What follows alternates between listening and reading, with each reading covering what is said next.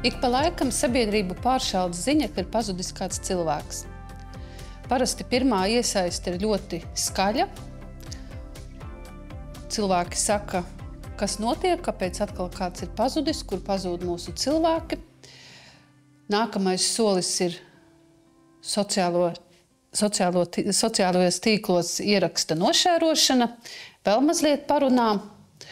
Un tad šī ziņa noklust, dažreiz ar rezultātu, dažreiz bez rezultāta, bet tikmēr ir cilvēki, kas reāli meklē. Un tāpēc mēs šodien uz diskusiju esam aicinājuši policijas pārstāvi Denisu Dajevu un biedrības Bezvēsts LV pārstāvi Irinu Brūniņu. Paldies, ka esat atnākuši. Pirmais, ko es gribēju jautāt Denisam, varbūt jūs varētu iezīmēt, kā ir no policijas skatpunkta, kā jūs varētu strukturēt, kas vispār ir cilvēki, kuri pazūd un ko jūs meklējat?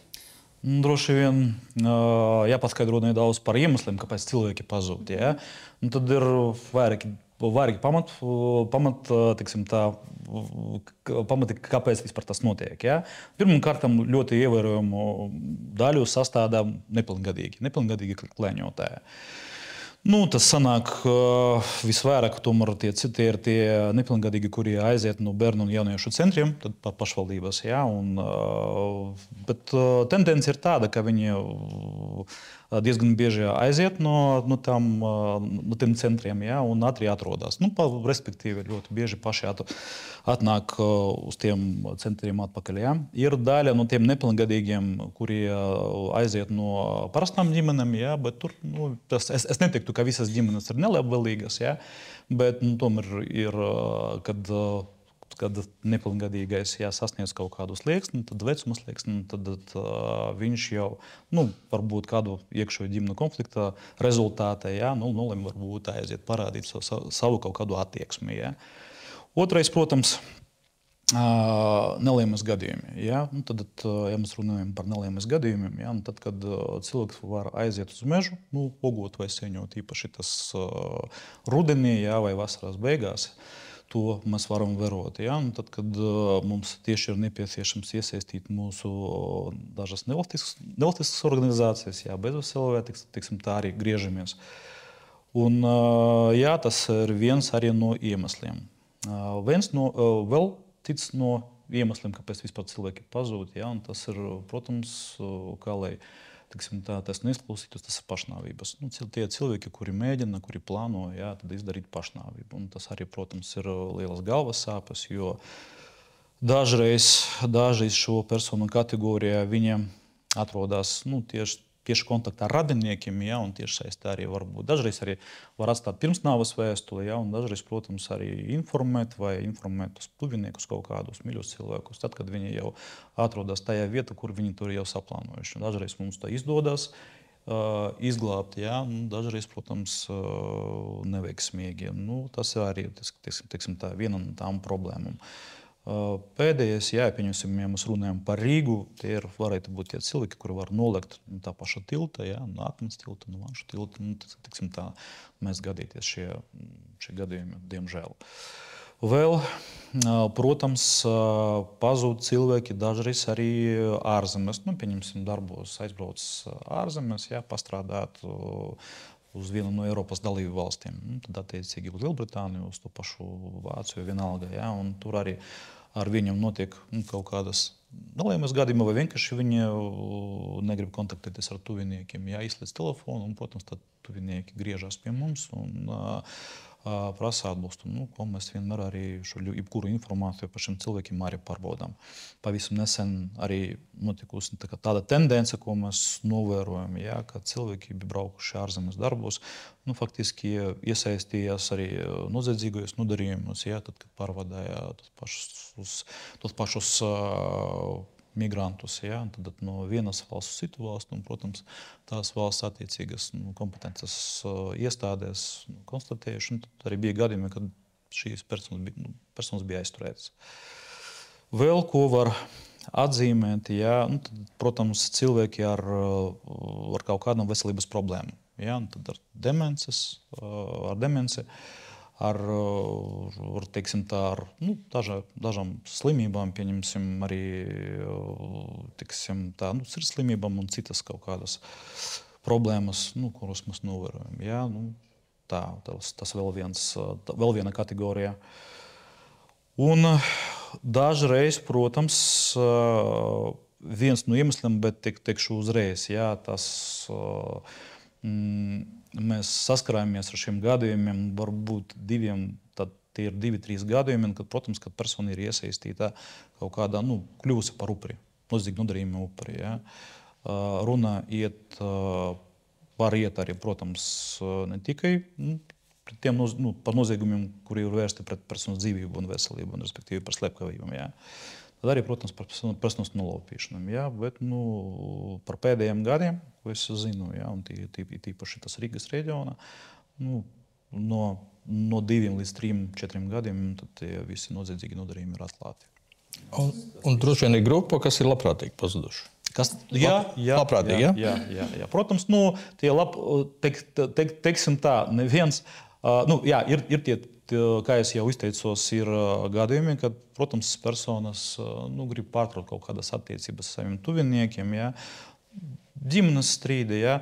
Aizmirsu vēl pieminēt, ka, pieņemsim, mēs runājam tieši par nepilngadīgiem, dažreiz arī notiek gadījumi, kad vecāki nevar sadalīt bērnu. Ja? Tad viens vecāks uzrakstā bērntiesas pieteikumu par saskarsmes tiesības ierobežošanu, un tad līdz ar to viens no vecākiem var bērnu paņemt, aizvest ārzemēs, ja? Un tas arī sākotnēji tas tiek reģistrēts kā bezuzpavadus persona. Irina, kad iesaistāties jūs? Mēs varam kopumā izdalīt 2 vai 3 gadījumus noteikti, kad mēs iesaistamies. Piemēram, kad cilvēks ir pazudis, par to ir iesniegts pieteikums valsts policijai, un policija ir uzsākusi cilvēka meklēšanas lietu, un pazudušā cilvēka radinieks griežas pie mums ar iesniegumu, ar anketu. Mēs šo anketu izskatām un redzam, sazinamies arī ar valsts policiju, ja, lai precizētu meklēšanas lietas kaut kādas nianses, vai mēs drīkstam vai nedrīkstam, vai mēs varam vai nevaram. Tad šajā gadījumā mēs iesaistamies. Un otrais liels tāds, gadījuma klāsts, kad pati policija pie mums vērsās ar lūgumu mums kā nevalstiskai organizācijai iesaistīties kādas personas meklēšanas procesā. Tad faktiski tie ir 2 lieli gadījumi. Un, protams, ir arī liels skaits pazušanu, kad mēs neiesaistamies. Mēs pārsvarā atsakām iesaistīties tad, kad nav zināma personas pēdējā atrašanās vieta. Un šajā gadījumā vienīgais, ar ko mēs varam palīdzēt, tā ir publikācija, kā arī konsultācija par to, ko iespējams cilvēkam vajadzētu darīt. Mēs neiesaistamies, ja mēs redzam, ka cilvēkam ir kaut kādas nopietnas veselības problēmas, kas var rādīt mūsu brīvprātīgiem kaut kādus dzīvībai vai veselībai bīstamus apstākļus, kad šīs te pazudušais var uzbrukt, piemēram, jā, vai viņš atrodas iespējams tādā stāvoklī, ka nav vēlams mums iesaistīties. Galvenais gadījums, kad mēs nevēlamies iesaistīties, kad mēs redzam, ka iesniegums ir iesniegts formāli, bet patiesībā radinieki paši nevēlās piedalīties meklēšanas procesos, jo mēs esam brīvprātīgie, mēs neesam valsts iestāde, mēs neesam dienests, un mēs iesaistamies ar mūsu pašu spēkiem, terējot mūsu pašu naudas līdzekļus un laika resursus, un ja mēs redzam, ka ģimenei tas nav vajadzīgs, tad mēs arī varam vienīgais palīdzēt ar publikāciju, ja tiešām tā ir bijis. Bet bezvēsts nav tikai cilvēku meklēšana. Bezvēsts arī ir preventīvie pasākumi. Un liela daļa, vairāk kā pusi no mūsu darba, ir preventīvie pasākumi. Mēs izdomājam, gudrojam, kā izdarīt tā, lai cilvēki pazustu mazāk gadījumos, kā samazināt pazušanas skaitu. Un otrais ir tas, ko lai mēs izdarām, lai cilvēku ātrāk atrastu.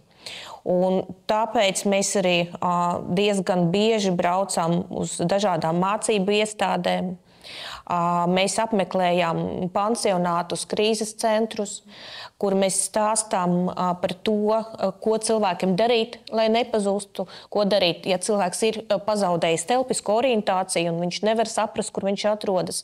Un tāpat arī Bezvēsts šobrīd būs gatavs prezentēt pilnīgi jaunu projektu, kad mēs varēsim iespējams būtiski samazināt pazudušo cilvēku skaitu vai arī būtiski palīdzēt cilvēkiem būt atrastiem ātri, kamēr cilvēks ir dzīvs, nosacīti vesels, tā, lai netiktu tērēti tie milzīgi resursi, jo cilvēka meklēšana, katra cilvēka meklēšana prasa milzīgus resursus no valsts policijas puses, no valsts puses kā tādas, jā, un arī no mums, no Bezvēsts LV, jo tikai liekas, ka meklēt cilvēku ir vienkārši. Patiesībā atrast pazudušo cilvēku ir ļoti sarežģīti. Un mēs šobrīd esam gatavi prezentēt jaunu SOS projektu, ja, mēs prezentēsim iekārtas, tehniskās iekārtas, ja, kas palīdzēs atrast cilvēku, gandrīz pie jebkuriem apstākļiem, pat ja nav interneta, pārseguma un tā tālāk. Kas tas ir pa ierīcēm? Altum mums sniedza finansējumu. Mēs saucam projektu šobrīd SOS Pro. Projekts paredz izsniegt eksperimentālajā režīmā ap 300, vairāk kā 300 iekārtas. Tie ir GPS, tā saucamie trekeri vai pozicionēšanas iekārtas, kas ir domātas daudziem cilvēkiem ar orientēšanas problēmām. Piemēram, ja persona ir problēmas ar telpisku orientāciju, piemēram, demencijas vai Alzheimera slimības gadījumā, ja persona atrodas pansionātā un ja šai personai tiks izdalīta šī iekārta un šī persona izies no pansionāta un pazudīs, piemēram, mežā, bet tādu gadījumu ir diezgan daudz, tad mēs varēsim šo personu atrast un noteikt šīs personas atrašanas vietu ļoti ātri un samērā viegli, pat ja šajā vietā nebūs interneta pārslēguma. Un šīs iekārtas, tas nav vienkārši GPS trekeri, ko šobrīd var nopirkt arī jebkurā resursā, ja, kur pārdod dažādas iekārtas. Tas, ko jūs arī bērniem iesakat? Jā, jo šīs iekārtas ir izstrādātas tā, ka, piemēram, viņus vajadzēs ielādēt tikai vienu reizi gadā. Ja mēs zinām, tad problēma, piemēram, šobrīd ir tāda ar tiem pašiem telefoniem, ka viņi ļoti ātri izlādējās. Šīs iekārtas vajadzēs ielādēt tikai aptuveni reizi gadā. Un tas nozīmē, ka iekārtas varēs lietot arī bērni autisti un arī cilvēki ar līdzīgām problēmām. Ja? Kā var pieteikties uz šīm iekārtām? Jā, droši var pieteikties. Mēs, kad sāksim projekta eksperimentālo daļu, ja, kad palaidīsim šo projektu, ja, tad, protams, varēs pieteikties, bet, kā es jau pieminēju, eksperimentālajā režīmā būs diezgan maz iekārtu, ja, ap 300, bišķiņ vairāk kā 300. Ja. Tad nākamais būs mobilais telefons. Mobilais telefons nebūs tāds, kā šobrīd mēs jau lietojam ar lielu ekrānu, ja, tur katru dienu vajag lādēt iekšā viņu, nedodies kaut kur pazaudēt. Nē, tas būs tas, kā es viņu saucu, kā pusmehāniskais telefons, ļoti skaists. Fotogrāfijas var jau atrast mājaslapā, un telefons, manuprāt, tur bateriju 5-6 dienas, viņš ir lielām podziņām, un tur arī ir pozicionēšanas funkcijas, kad automāts, tiklīdz cilvēks nospiedīs podziņu, ja, telefons sūtīs zvanus, trauksmes zvanus 4-5 cilvēkiem, kur tur būs ierakstīti, to skaitā arī Bezvēsts LV, un varēs uzreiz noteikt vietu, kur šis cilvēks atrodas. Un jo vairāk, ja radinieki, pieņemsim, kuri apgādājas savu pensionāru, piemēram, senioru, ja, vai savu bērnu, nevarēs paši norēģēt saulaicīgi, tad atbilstoši projekta nosacījumiem viņi varēs vērsties pie mums, un mēs aizbrauksim, un noskaidrosim, vai tiešām cilvēks ir pazaudējis telpisko orientāciju un tā tālāk. Un vēl viens iekārts, ja pareizi sakot, projekta veids ir mājas iekārta, jeb mājas komplekts. Tas ir vesels iekārta, tur diezgan liela komplektācija. Tas ir domāts tiem cilvēkiem, kuri pārsvarā atrodas mājās. Un neiziet no mājām bieži. Jā, tā ir trauksmes poga. Jo, ja jūs dzirdējāt, iespējams, ka pēdējā gada laikā, man liekas, 2 gadu laikā diezgan daudz bija gadījumi, kad bija atrasti cilvēki miruši dzīvokļos. Tur 1 mēnesi vai 2 mēnešus nogulēja cilvēks, nedzīvs cilvēks dzīvoklī. Šī iekārta ir domāta vientuļiem cilvēkiem. Kad, piemēram, iekārta saprot, ka cilvēks kaut kādu zināmu laiku nepārvietojās. Ziņu, tātad... Jā, tad šajā gadījumā viņš dod ziņu mums, operators sazinās ar šo cilvēku pa speciālo telefonisko iekārtu, ja? Un ja mēs nedzirdam, ka cilvēks būtu mums atbildējis, tad mūsu operators var izbraukt, tiks izsniegtas mums visādas atļaujas, lai mēs varētu ieiet iekšā un mēs varam atbraukt un noskaidrot. Varbūt cilvēks ir aizbraucis un aizmirsīs mūs pabrīdināt par to. Cilvēks ir slimnīcā, ja? Varbūt šis cilvēks guļ uz grīdas un nevar piecelties. Ja, un tad šajā gadījumā mēs varēsim nodrošināt vai no ātrās palīdzības izsaukšanu, vai no policijas izsaukumu un tā tālāk. Tā kā šo projektu mēs sākām realizēt, un mēs ļoti ceram, ka tas būs tiešām nepieciešams cilvēkiem. Tā ir tāda ļoti īsa informācija un detalizētāk, jā, mēs to, protams, atsevišķi. Denis, kā ir tad, kad ir pazudis tuvinieks, vai jums ir sajūta, ka tuvinieki zina, kā rīkoties, zina, kad iet, kur iet un ko darīt? Es teiktu, ka nē. Lielākoties tomēr, ka nē, jo parasti cilvēki ar to nesaskarās. Ja.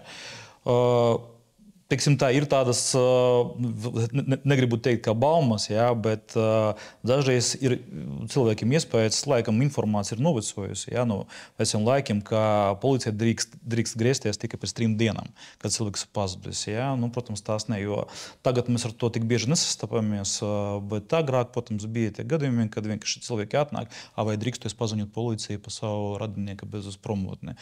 Gaida tās 3 dienas joprojām? Joprojām nē, jo teiksim, pateicoties arī nevalstiskajai organizācijai Bezveselē, ja, gan mēs, teiksim, tā saskāroties un arī informējam cilvēkus, ka tomēr, ja jūsu rīcība ir informācija, ka jūsu tuvinieks persona ir pazudusi bez vēs, tad jāgriežas uzreiz, nekavējoties. Ja. Ko tas nozīmē uzreiz nekavējoties? Uzreiz, teiksim tā, ja jūs saprotat, ja, ka cilvēks... Sirmgalvis, jā. Labi, bet pieaudzis cilvēks, ne vecs cilvēks, vīrs, sieva? Viss atkarīgs, viss ļoti individuāli. Jā, viss ļoti individuāli, un ja tās cilvēkas nav raksturīgi, jā, nav raksturīgs to, ka viņš tik ilgi mājās neatrodās, telefons ir izslēgts, jā, jūs apzvanījat savus kaut kādus tuviniekus un jau secinājat, jo tā uzvedība viņam nav raksturīga. Skaidrs, ka tomēr ir par ko aizdomāties, un es uzskatu jāziņo policijai. Jāziņo policijai, lai vienkārši pārbaudītu. Jo īstenībā mēs ikdienā ar to saskaramies, jā, un tas īstenībā es uzskatu, ka pozitīvi.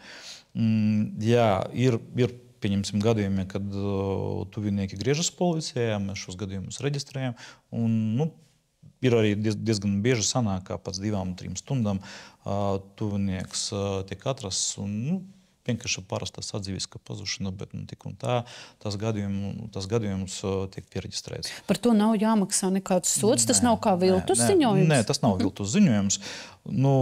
Viltus ziņojums, ko nozīmē viltus ziņojums? Ja kāds cilvēks mērķtiecīgi mēģina, teiksim, tā pasniegt nepatiesu informāciju. Šajā situācijā viņam nav objektīvas informācijas par cilvēku atrašanās vietu, par viņa veselības stāvokli. Un, protams, ja viņš uzskata, ka notikusi nelēmē kaut kāda, jāziņo. Par bērnu? Par bērnu, skatieties, arī situācijā. Tagad mūsu laikos visiem ir telefoni, gan bērniem, teiksim, tā vecāki nodrošina, un lielākoties vecākiem ir arī kontakts ar pasniedzējiem, ja? Ar klases audzinātajiem, un tad skaidrs, ka parasti dažos gadījumus, kad bērns laicīgi nav atgriezies mājās, tad vecāki arī komunicē ar klases audzinātājiem, ja, tad ar skolu. Un komunikācijas laikā arī var noprecizēt, cikos bērns ir aizgājis. Ja. Skaidrs, ka tagad sevi vecāki kontrolē savus bērnus ar tām pašām aplikācijām, ja, kuras var uzstādīt uz telefona. Un, pieņemsim, jūs paši laikam zināt, ka var kontrolēt arī, cik ilgi viņš tur sēdējis interneta, kādos saitos viņš bija ienācis, tad tīmekļa vietnē. Un tad skaidrs, ka komunikācija notiek. Bet, ja klases audzinātāja, ja pats bērns neatbild, ja klases biedri, teiksim, tā izvairās vai precīzi nesaka, kad viņu pēdējo reizi ir redzējuši. Es uzskatu, ka arī jāziņo policija viennozīmīgi. Un es neteiktu, ka šajā sakarā mums reģistrēts ļoti daudz noziegums, kur bērni būtu iesaistīti noziedzīga nodarījuma kā upuri. Bet tomēr visu šo informāciju mums jāpārbaudā, jo bija, pieņemsim, tādi gadījumi, kad nepilngadīgais viņš iesēdās sabiedriskajā transportā, viņš vizinās, tas, pieņemsim, parastais gadījums, ka viņš vizinās, un viņš tikpat labi arī var iekāpt nepareizajā sabiedriskajā transporta un autobusā. Mums arī bijuši tādi gadījumi, ko mēs arī esam noskaidrojuši. Tad mēs, protams, strādājam un komunicējam ar Rīgas satiksmi. Pieņemsim, mēs runājam par Rīgu tieši. Ja? Es uzskatu, ka jāziņo, ja jūs uzskatāt, ka kaut kāds tā uzvedība nav raksturīga gan bērnam, gan pieaugušajiem. Bet kas jums kā policija ir tādi sarkanie trauksmes signāli, kad jums uzreiz ir skaidrs, ka te kaut kas ir ļoti nopietni? Kas tas ir? Skatoties, par kuru personu mēs runājam, kā es jau teicu, viss ir individuāli. Un katru personu jāvērtē, jāvērtē viņas dzīvesveids, režīms, sākot ar to, ar ko viņš pārvietojas, kā viņš pārvietojas. Ja. Viņš strādā, nestrādā, cik ilgi viņš parasti pavada darbā vai mācību iestādē. Ja. Ir dažas nianses. Ja. Raksturīgi ir tas, ka persona ir pazudusi kopā ar mašīnu. Piemēram. Ja. Ir aizbraucis, neatrodas, pieņemsim, gan savā darba vietā, ja, un kaut kādu laiku. Es nezinu, tas saku viss no nedēļas dienas, ja, vai tā ir brīvdiena, vai tā ir, teiksim, tā darba diena. Tas nianses ļoti daudz. Ja. Un katru gadījumu, protams, vērtējam atsevišķi. Tas nozīmē, ka tuviniekiem ir jāsniedz iespējami precīza un godīga informācija. Jā, obligāti. Jo precīzāk informāciju mēs iegūsim sākotnējā posmā, tad vienkārši jo labāk, kvalitatīvāk mēs varēsim saplānot savus turpmākos pasākumus. Dažreiz sanāk tā, ka sākotnējā informācija nesakrīt ar tām citām objektīvām ziņām, kuras mēs esam ieguvuši izmeklēšanas laikā. Denis, jūs teicāt, ka jūs mēdzat iesaistīt bez vēsts LV, ja? Kad bija pēdējais gadījums, kad iesaistījāt? Un kāpēc? Tas tagad bieži notiek, man liekas, pēdējā reize. Jo ziniet, kā mums tagad, vismaz pa pēdējo gadu, kā es teiktu, saksim ar to, ka mēs bez LV iesaistām dažas ne tikai tieši par bezvest pazudušām personām, bet arī citus gadījumus, ja? Kur mums nepieciešams kaut kāds atbalsts. Teiksim tā, par tehnisku pusi šobrīd policija visas dažādas tehniskas iespējas arī ir pieejamas. Ja? Bet viņiem labāks. Tā nevar teikt. Nav sliktāks. Ja? Nav sliktāks. Tā nevar teikt. Ja? Varbūt cilvēkiem ir pieredze sava joma, saprotiet, ja? Sava ziņā. Ja runājam, pieņemsim parastu piemēru, ja? Tad meklēšana mežu apvidū. Ir bezvest LV ir izstrādāta sava metode. Protams, kad pazūd cilvēks meža, mēs ne tikai varam, bet mēs iesaistām arī zemesardzi, ja, gan pašvaldības policiju, gan mūsu NBS, tad gaisa spēkus, un robežsardzi, ja ir nepieciešams arī valsts ugunsdzēsības un glābšanas dienas iespējas. Un, teiksim tā, lai sadalītu arī visas tas funkcijas, arī slodzi sadalītu, arī dažādus, pieņemsim, teiksim tā, posmus, kur jāmeklē. Tad mēs, protams, varam arī... Viņiem ir vairāk cilvēku nekā jums? Ir... Es gribētu, lai jūs saprastu starpību. Irina pasmaidīja. Jā, ir vairāk. Nevar salīdzināt. Nevar salīdzināt. Viņi pat 1000, cik es lasīju, var... Nevar Tik traki salīdzināt nav, ja? Brīvprātīgo organizāciju ar valsts policiju. Jā. Tas ir... Jo šeit ir atslēga vārds brīvprātīgi. Saprotat, Protams, uz brīvas izvēles. Priekš mums tas ir pienākums. Ja? Tas ir divas dažādas lietas. Un tad, kad tam pašiem brīvprātīgajiem meklētājiem viņam ir laiks, viņš sev var to atļauties, tad, protams, viņš iesaistās. Tātad jūs meklējat tad, kad mežs ir vajadzīgs? Nevienmēr. Pieņemsim, mēs varam arī prasīt atbalstu, publicēt informāciju par kaut kādu pazudušo nepilngadīgu, jo saprotiet, ir teiksim, to cilvēku, kuri seko līdzi, pieņemsim, tam ziņam bezvestniekiem, varbūt krietni lielāks. Nosauciet kādu pēdējo gadījumu, kad jūs Irina, man vajag. Tas, es nezinu, pagājušajā nedēļa varbūt, Kas bija pagājušajā nedēļa? Bija meklēšanas pasākums, kur mēs piedalījāmies. Pēc valsts meklējām? policijas aicinājuma vīrieti meklējām. Mežā? Jā, man liekas, ka tāds mežā bija. Atradāt? Nē, viņš nebija atrasts, jā. Viņš nav atrasts, cilvēku nav tik vienkārši. Jā. Vai jūs arī Annu Jansoni? Jā, Anna Jansoni bija? Jā, protams. Jā, vai arī tur piedalieties? Jā, vairākas reizes. Pat vairākas reizes, jā? Visu to apkārtni, jā? Arī piedalījāmies. Bet šeit jāsaka godīgi, ka nevar salīdzināt brīvprātīgu organizāciju ar nopietnu un ar dažādiem resursiem apveltītu un kompetenci apveltītu valsts iestādi. Ir tīpaši tādu kā valsts policija. Mēs esam strateģiskie partneri. Mēs neesam tie, kas papildina vai aizvieto vai kaut kādā veidā tur dubulto valsts policiju. Situācija mūsu valstī ir tāda, kāda ir. Mēs neesam liela valsts. Jā, mums arī cilvēku ir diezgan maz, un mums arī policija nav tik liela, un mums vispār tās valsts iestādes struktūra ir tāda, ka nav tādas organizācijas, kas īpaši nodarbojās ar pazudušo cilvēku meklēšanu. Un tāpēc nevar pateikt, ka bezvests ir labāk par valsts policiju, noteikti nē. Es tā neteicu, tomēr resursu ziņā. Jā, Skaita ziņā. Resursu ziņā valsts policijai šobrīd, protams, ir lielāks resurss. Runa iet ne tikai par tehniskajiem līdzekļiem, kaut arī par tiem, bet arī par to profesionālo kvalifikāciju un par to, ka valsts policisti nodarbojas ar to, kā ar savu darbu, faktiski visu savu darba dienu. Un runa iet par jebkuru speciālistu, sākot ar drona pilotu, valsts policijas drona pilotu un beidzot ar valsts policijas kinologu. Mēs nodarbojamies ar meklēšanas darbiem mūsu brīvajā laikā. Bet kāpēc mūs uzaicina? Tāpēc, ka sākotnēji, kad bezvests bija tikai nodibināta, mūsu tās galvenais mērķis bija piesaistīt pēc iespējas vairāk cilvēku un šos cilvēkus pēc iespējas labāk apmācīt, lai viņi varētu mežā, piemēram, pārbaudīt mežu ar cilvēku resursiem.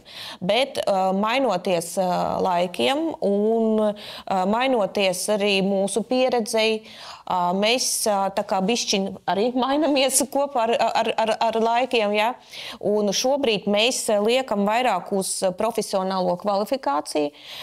Proti mēs uzskatām, ka tās brīvprātīgais, kas ir speciāli apmācīts meklēt cilvēku mežā, izmantojot ne tikai savu kā viena cilvēka spēku resursu, bet izmantojot kaut kādas speciālas zināšanās, speciālas iemaņas, speciālu aparatūru, viņš ir daudz vērtīgāks nekā vēl kādi 5, 6 vai 10 brīvprātīgie, kuri nāk tikai uz kaut kādu vienu meklēšanas pasākumu un iespējams tur reizi pusgadā vai reizi 2 mēnešos.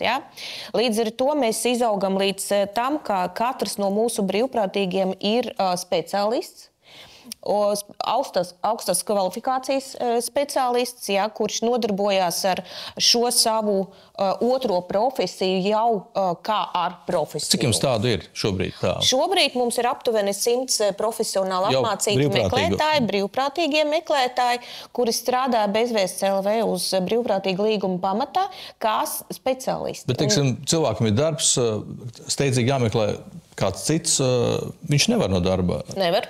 Jā, dažreiz nevar, dažreiz var. Jā, dažreiz nevar, dažreiz var.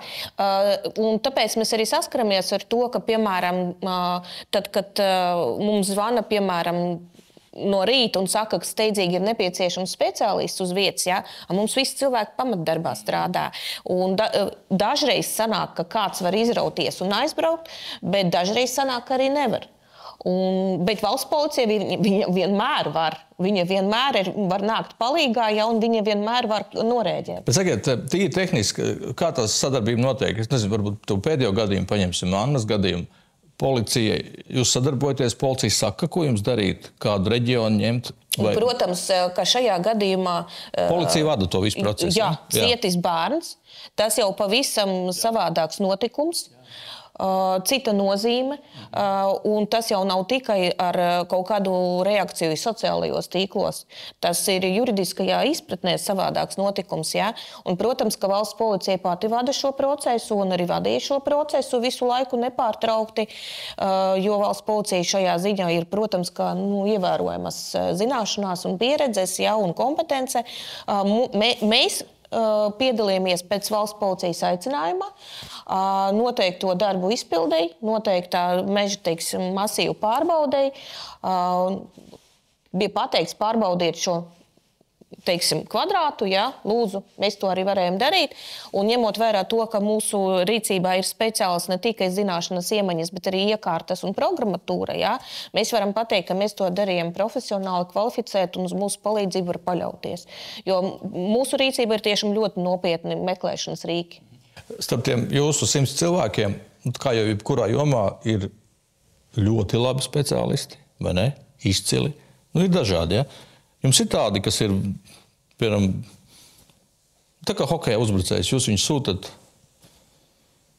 brīdī? Jā, viss ir atkarīgs no tā, kāda palīdzība konkrētajā gadījumā ir nepieciešama. Mums ir dažas grupas, kuri var braukt gandrīz uzreiz, rēģējot operatīvi, bet arī brīvprātīgā iespēja robežās. Un šajā grupā ir dažādu profesiju pārstāvji, brīvprātīgā profesiju pārstāvji. Šeit ir gan kinologi, gan arī meža meklētāji instruktori, kuri var cilvēkus paņemt un sorganizēt. Ja? Tie ir dronu piloti, tas ir glābēju torņu operatori. Ja? Tā kā faktiski tie ir dažādi speciālisti. Un, protams, ka mēs kā brīvprātīgie, ja mēs redzam, ka, piemēram, ir pazudis bērns, tad mēs reaģējām diezgan ātri, diezgan operatīvi, jo es pat varu atprasīties no darba, ja, lai varētu aizbraukt, ja tiešām ir pazudis bērns. Ja, vai ir nepieciešama kaut kāda steidzīga palīdzība. Jā, iespējams, to bērnu atradīs autobus pēc stundas vai pēc 2 stundām, bet bērns ir pazudis, un tad līdz ar to priekš mums tā ir trauksme numur 1. Jā. Jā, vai jums ir kaut kas jums pietrūks policijai, lai meklētu labāk? Šobrīd galvenais, kas mums pietrūkst, ir, protams, mūsu darbinieki. Tiksim tā, faktiski lielākais resurs, ka tomēr mums nepieciešami cilvēki, jā, policijai, jo nav noslēpums, jā, cik šobrīd valsts policija štatu nekomplekts. Un, protams, es teiktu tā, ka tā ir tagad vienīga problēma. Nevis vienīgā, bet, protams, visas pārējās problēmas izriet no šīs problēmas, jā, bet galvenais, protams, tas ir cilvēku trūkums. Bet tehniski? Tehniski es teiktu, ka mēs arī attīstāmies. Un arī ir dažas, teiksim, tā jauni tehniski risinājumi. Tehniski es teiktu, ka mēs varam pielāgoties. Un dažiem, teiksim, tā viss attīstās. Ļoti laba sadarbība, pieņemsim, veicot meklēšanu ūdens tilpās, jā, tad ezeros, upēs, jā, pieņemsim, izmantojot zemūdens dronus. Jā, un, teiksim, tā, šo iespēju dažreiz, protams, izmantojam sadarbībā ar bezveselē. Bet tehniski, pieņemsim, runājot par tiem pašiem droniem, tagad visam tas ir pieejams, jā, gan, teiksim, tā, gan tie pašie termovīzori. Jā, kāpēc tad jūs visus neatrodat? Kā jau bija pieminēts, cilvēku meklēšana tas ļoti sarežģīts process. Un, protams, ievērojama daļa, tomēr, ja mēs runājam par cilvēku meklēšanu, tas nav tikai meklēšana meža apvidū. Tas tomēr, ievērojama daļa, parasti, kā es jau pieminēju, cilvēki pazūd, protams, pilsētā, ja? Aiziet pie kaut kādiem savam paziņam, ja atgriežas no skolas līdz mājai. Ja? Jūs gribat teikt, ka mežā atrast vieglāk nekā pilsētā? Skatoties, cik liels ir mežs. Jā, cik liels ir mežs, jā, kādi tiksim, tā sakaru līdzekļi cilvēkiem bija līdzi. Tas pats telefons, jā, saksim, ar to pats vienkāršākais. Vai, pieņemsim labi, bija gadi. Tas viss, protams, atkarīgs no laika apstākļiem. Arī tas ir ļoti tāds ievērojams faktors. Pieņemsim, bet ir ziema, vasara vai lietus. Kāds bija tas gadījums jūs iesākāt? Varbūt es varu, tagad man krīt atmiņā tāds viens no tādiem, kurš man ir palicis, tas laikam 21. gads, septembra beigas, rudens jau bija diezgan tiksim, tā vēs laiks un pazudis Sirmgalvis. Netālu no Kauguriem, ja. Tad aizgājis uz mežu pastaigāties, it kā, cilvēkiem piemiet, viņš uzskata to, ka viņš vairākus gadus ir staigājis uz mežu, ja, viņam liekas, ka viņš to visas tas takas, viņš to ļoti labi zina un zina, kur var pārvietot, zina, kur var iet un zina, kur nedrīkst. Ja. Un tad es atceros, ka viņš tiešām pazudījis Sirmgalvis un apmaldījies. Viņam līdzi telefons bija. Diemžēl tajā vakarā, kad tas tika paziņots, nevarējām viņu atrast. Protams, naktī bija iesaistīta gan valsts ugunsdzēsības un glābšanas dienas, droni ar termovīzoriem, kinologi un tad helikopters, neatradām. It kā skaidrs, ka viņš atrodas netālu, ja, it kā viņš vēl kādu brīdi vēl kopā ar mums bija uz sakariem, pēc tam telefons izlādējies. Jau sāk, teiksim, tā ir dažādas sliktas domas, ja, bet, meklēšanu turpinām. Uzreiz, tiksim, tā aiziet nedaudz pa priekšu, mēs viņu atradām, viņš bija dzīvs, viss kārtībā, bet izdevās viņu izglābt pašā pēdējā brīdī, jo vēl kāda stunda vai divas, tad būtu pavisam slikti. Un varētu viss beigties bedīgi. Bet kas bija tāds raksturīgs, pieņemsim, izmantoja tehniskus līdzekļus, dronus ar termovīzoriem. Tas, lai jūs saprastu, tas ir jau rudens, jau diezgan vēsi, un zeme un ūdens un purs sāka jau tā kā atzīst. Un karstā gaisa liels slānis, viņš jau pacelis nedaudz virs zemes. Un, pieņemsim, meklējot ar tehniskiem līdzekļiem, ar to pašu termovīzoru, mēs vienkārši, faktiski neko neredzējām.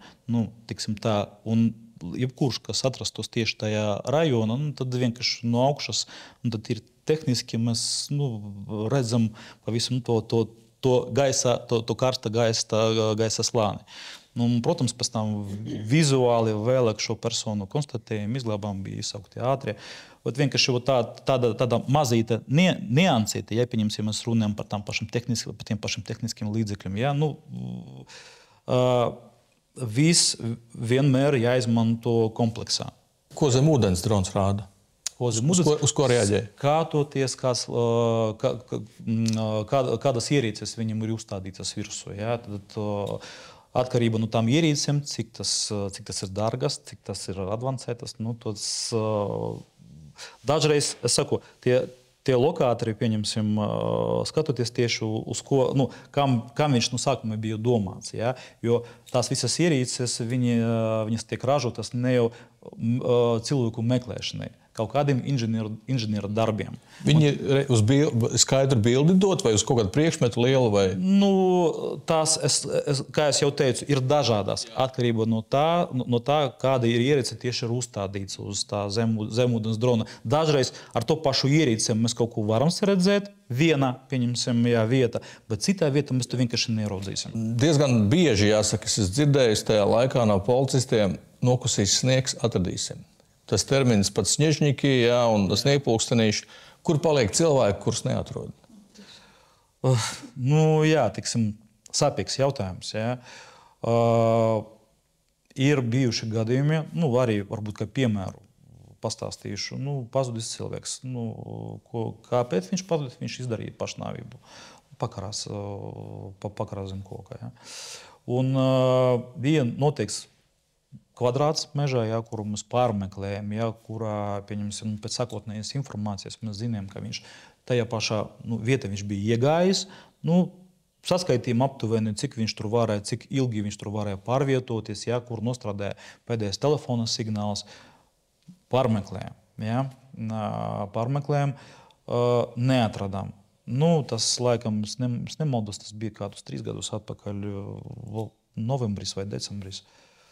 Un, protams, viss bija apsniedzis, un mēs vairs neko neredzējām, un veicot meklēšanas pasākumu. Protams, faktiski visi meklēšanas pasākumi, jo mēs no savas puses visu atstrādājām. Un uz to brīdi jau runa bija par to, ka mēs meklējam mirušo cilvēku. Tas ar to jāraķinās, lai kā tas neizklausītos. Vēlāk, tas arī jau pavasaris, ja, un tad, kad laika apstākļi pamainījies, vienkārši atrada tie cilvēki, kuri parasti staigā meža, pavisam netālu no tās vietas, kuru mēs pirms tam pārmeklējam. Jā, viņš atradas tieši tādā stāvoklī, kādā viņš to varēja. Tu šo cilvēku atradi, bet ļoti daudz cilvēku vispār neatrodas nekad. Es neteiktu, ka ļoti daudz. Labi, bet kur jūs esat profesionāls, kur viņi ir? Pēc kādas versijas varētu būt? Kur viņi ir? Skatoties, kāds sākotnējs bija pazušanas iemesls. Ja cilvēks aizgāja uz mežu, tad turpat viņš arī atrodas. Jā, purvā var noslīgt, ja? Jā, labi. Purvā var noslīgt tieši tā, ezerā, upē, vienalga. Ir cilvēki, kas nekad neuzpeld. Dažreiz es teiktu, ka jā, neuzpeld, ne jau varbūt viņi uzpeld, bet mēs to neredzam. Jo cilvēks atrodas virsū, tad, kad viņš uzpeld kaut kādu brīdi. Pēc tam pavisam... Labi. Ir 2006. gadā pazuda Anna-Marija Indāne. Jā. Pirms tam Laura Strasdiņa mazmeitene, pirms tam Saldūda Atceramate. Teiksim tā, mēs varam izdalīt 3 gadījumus, kas notika netālu no Aizkrauklēs. Jā, Aizkrauklē, Koknese, tur viens reģions. Jā. Tur jau varētu... Kādas versijas? Kur?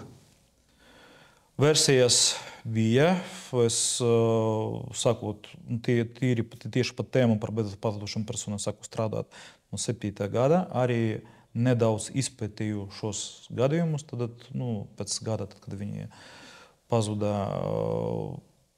Man ir sava versija, kāpēc tas varēja notikt. Šo versiju, protams, mēs pārbaudījām. Tagad es negribētu spekulēt, ja godīgi. Jā, tā pazušanas iemesls, manuprāt, tas nebija raksturīgs parastiem gadījumiem, kāpēc bērni mums pazuda. Iespējams, saistīts ar noziedzīgu nodarījumu izdarīšanu. Toreiz pat aizturēja slavenu advokātu dēlu, cik es atceros. Jā. Bet laikam neizdevās īsti. Versijas bija dažādas, es tagad publiski neesmu gatavs. Bet labi, vai šie gadījumi vai citi, kur norok zemē cilvēku, viņš nekad netiek atrasts? Ja ir noticis noziedzīgs nodarījums, tad jā. Tad ja labi norok dziļi, tad cilvēku neatrod? Pēc situācijas. Ir meža zvēri, kas izrok kaut ko, ja? Dažreiz, jā. Kur vēl var pazust? Skatieties, kā es jau teicu, ja tieši saistība ar ko. Labi, kā piemērs, pieņemsim 2009. vai 10. gads, tad, kad pazudusi 2 cilvēki aizbrauca kalnos, tad uz Tibetu, ja nemaldos, ja.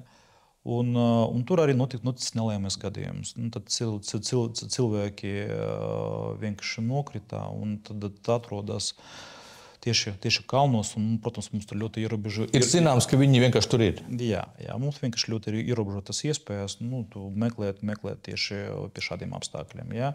Tad noticis nelaimes gadījums uz kuģa, jā. Tad katamarāns kalpo. Jā, joprojām.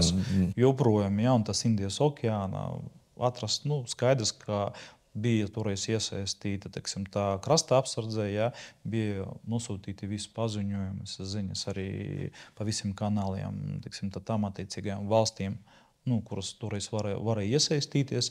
Tā katamarāna meklēšana, skaidrs, ka pagaidām bez rezultātiem. Tā ir. Sakiet, no tiem bērniem, tām meitenēm, kas pazudušas, visticamāk, protams, laikam ir noticis noziegums, ka viņas varētu būt nogalinātas, bet pastāv iespēja, ka viņas izvestas no valsts? Es to jums tagad nevaru nokomentēt. Bet tāda teorētiski bērnu viss, kas iespējams. Nolaupīšana, es neteiktu, kā vispār Latvija tas ir raksturīgs. Ja, jo, ja mēs abstrahējoties tieši no šiem gadījumiem, ja, es neatceros. Parasti ja bērns var tiktu izvest no valsts, tas parasti dara viens no vecākiem.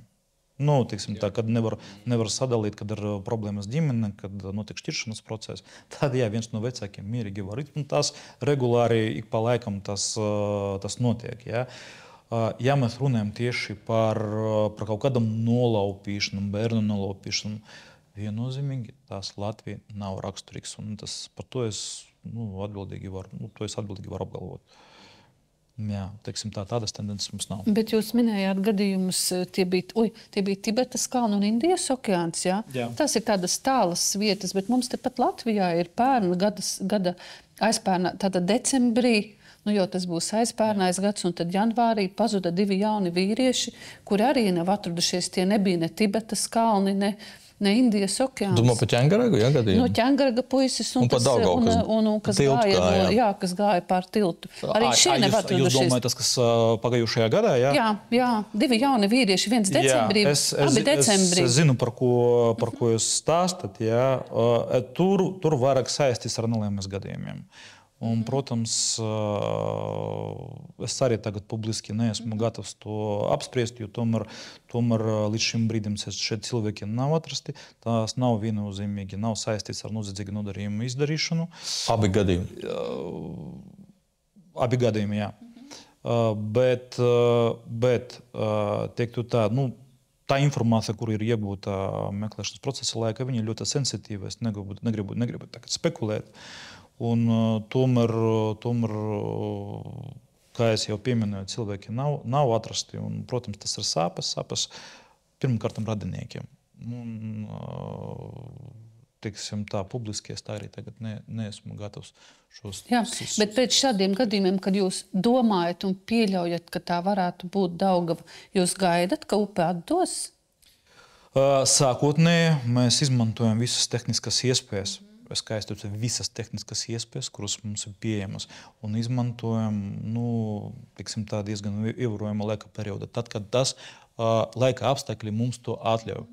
Kā es teicu, tad Daugavas pārmeklēšana, krasta pārmeklēšana. Ne tikai tajā vieta, kur cilvēks pazudā vai ielicā, bet arī, teiksim, tā pastrauma arī tālāk. Ja, teiksim, tā mēģinām to visu skatīties un pārbaudīt.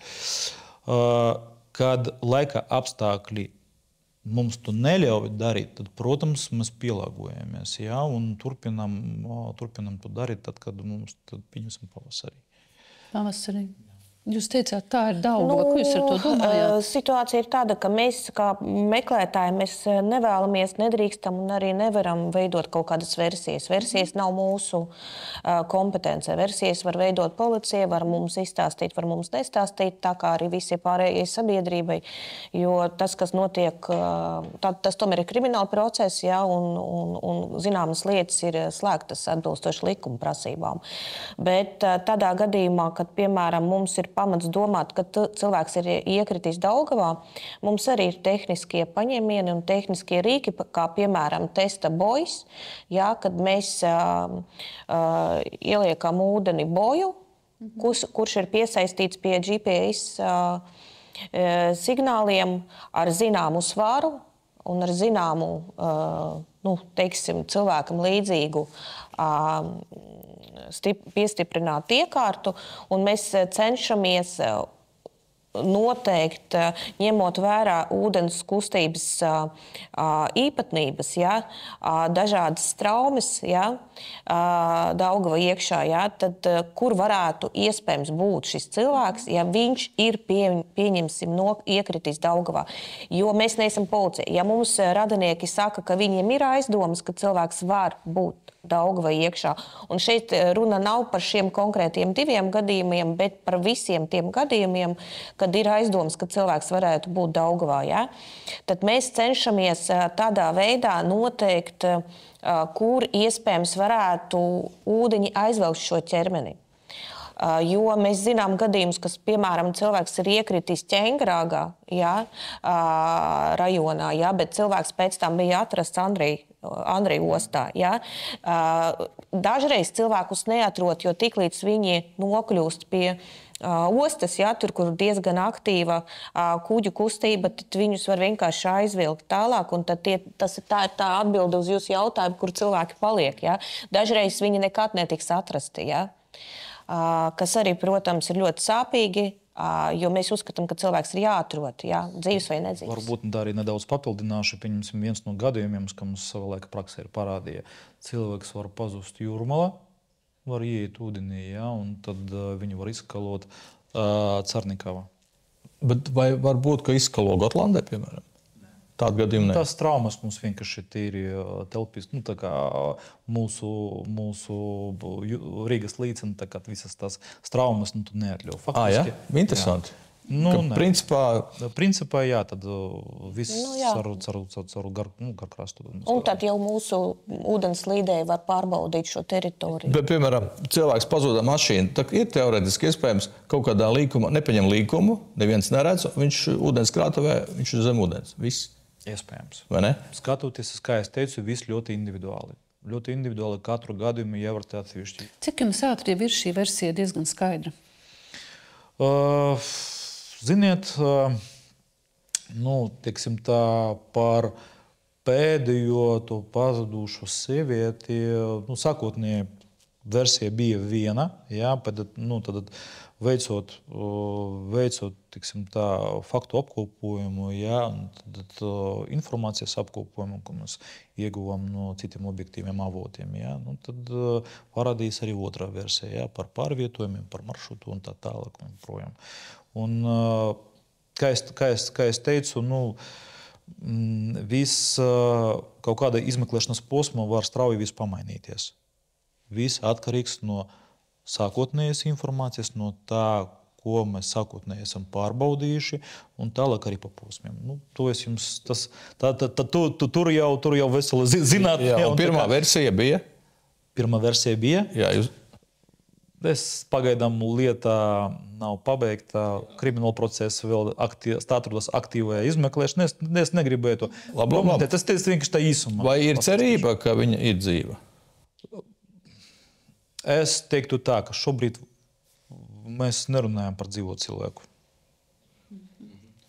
Tas klosteris ir pārbaudīts, kas ir blakām Volgonai? Visu, kas bija iespējams, protams, mēs esam pārbaudījuši. Bet arī, kā es jau teicu, krimināla procesa atrodas aktīvā izmeklēšanas stadijā.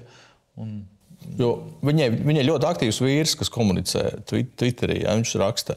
Tad viņš slavē policiju. Tas cilvēkam nav aizliegts. Jā, bet tad viņš slavē policiju, tad viņš kritizē. Mēs ļoti nopietni uztveram šo kritiku, jo katra kritika, kā es jau teicu, tā ir iespēja attīstība. Mēs vērtējam resursus, mēs vērtējam liederību. Ja mēs skaidri un gaiši saprotam, kas jādara, ko jādara, tad, protams, mēs iesaistamies. Ja tas tika traktēts to, ka mēs nemeklēsim, tas ne. Un es varu jums droši apgalvot, ka naktī aktīvas darbības turpinājās. Bet vienīgais varbūt, kas mums pietrūka, nebija precīzas informācijas, kā, teiksim tā, par iespējamu atrašanās vietu. Kā es jau teicu, viss tiek vērtēts kopsakarā ar citiem faktiem, citu objektīvu informāciju. Bet sakiet, ja no jūsu pieredzes būtu jāizvēlas jums viens gadījums, ko likt mācību grāmatā policistiem, kuru jūs liktu? Un jūs arī? Jā, jūs arī pēc. Kuru jūs liktu? Ziniet, ļoti grūti izvērtēt, jo no vienas puses savā laikā esmu piedalījies slepkavību izmeklēšanā, un tur arī bija diezgan interesanti gadījumi. Bet tomēr tāds jūs īpašais, kurš jums neliek miera, varbūt arī... Tas vairāk saistīts ar noziedzīgu nodarījumu izdarīšanu un slepkavību izmeklēšanu, bet pazušanu, ne. Bet pagaidām laikam tieši tāds... Izstāstiet to gadījumu par cilvēku, kas pazuda 2 reizes mežā. Jā, diemžēl, tagad mēs nerunājam par dzīvo tantiņu.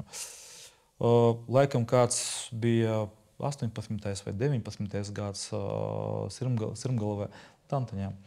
aizgājusi uz mežu, tas rudenī, jā, seņot, pasakot radiniekiem, ka jāizbraucu. Protams, viņa pilnībā bija pārliecināta par saviem.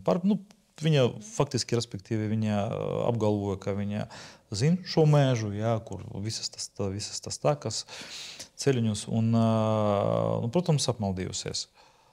Un radinieki, jā, to ir noskaidrojuši, un tāpēc, ka viņa laicīgi nav atnākusi, un sakari ir zuduši, kaut gan ik pa laikam telefons viņi strādāja, bet uztveršanas zona tur tajā vieta diezgan nav ļoti laba. Un toreiz ļoti bija iesaistīti daudz cilvēkus un liels valsts policijas resursus, arī helikopters, un pateicoties arī atradām. Atradām viņa jau uz pusi, jau atradās purvā. Vienkārši izglābām viņa dzīvību. Un kad tie, kas bija blakus, toreiz stāstīja, tas meitenes, kuras viņu izglāba, viņam teica, ka es esmu gājusi visu mūžu uz mežu, un es arī turpināšu, un neviens man neapstādinās. Tikko pēc izglābšanas? Jā. Protams, izsaucam tos visus ārstus, pārbaudi viņas veselības stāvoklī. Un, diemžēl, laikam, 2 gadus atpakaļ, tas laikam arī bija 21. gads, faktiski viņa aizgājusi uz to pašu mežu. Un šoreiz, diemžēl, mums neizdevās viņu atrast. Viņa nav atrasta vispār? Vēlāk mēs atradām mirstīgās atliekās, jā, un tur sākas identifikācijas process. Tālāk es nesaku līdzi, bet man liekas sakot, mēs pieļāvām iespēju, ka tā bija viņa.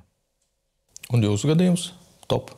Obzē? Man grūti pateikt tiešām, jo mums diezgan regulāri notiek brīvprātīgo mācības, un katru reizi mēs papildinām mācību materiālus. Ja? Līdz ar to mēs katru reizi veidojam šīs grāmatas nosacīti. Ja? Un nesen runājot par šo tēmu ar vadītāju, ar Aleksandru Faminski, mēs izsecinājām, ka tomēr par šiem 20 gandrīz gadiem, ja, kad darbojās kustība. Bezvēs tā kā biedrība ir nodibināta 2009. Gadā, bet kustība pastāv ilgāk.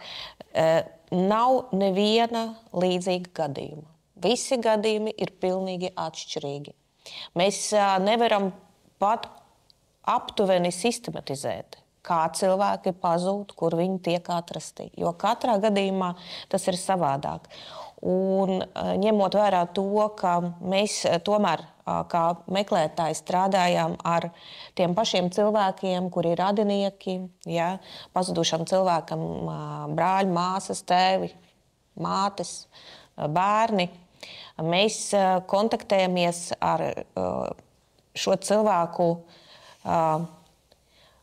vistuvāk emocionālo pusi, ja, un tā nelaime, tās emocijas, kas cilvēkiem uznāk tajā brīdī, kad mēs meklējam kopā, ejot pa mežu, un radinieki nāk mums līdzi, kā piemēram kinologu asistenti vai arī ķēdē piedalās.